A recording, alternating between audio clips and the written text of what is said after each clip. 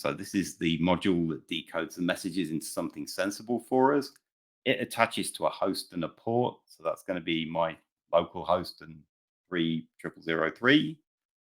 And then we've got some other stuff that we'll skip over for the minute. And we've now got this nice interface, which is kind of what we wanted. So we've got the ability to listen for a message that comes in from the radio and has been decoded by the software stack that we've got going on now. And then we can start to actually work with the message. It has fields like what's the hex identity of the plane. So it's actual ID and latitude and longitude. And we can start to do something with those.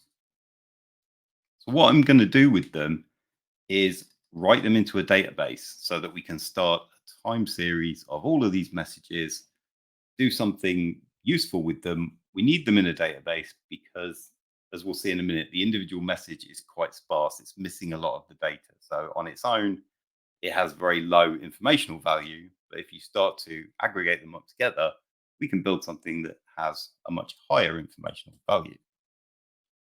Now, I'm going to use, database-wise, I'm going to use CrateDB here, which is a multi-model database that is good for IoT stuff. We are going to use a couple of features of this. We're going to use the ability to ingest data really, really quickly. We're going to use a relational-like table, and we're going to use a flexible object. So you can basically click here, get started, and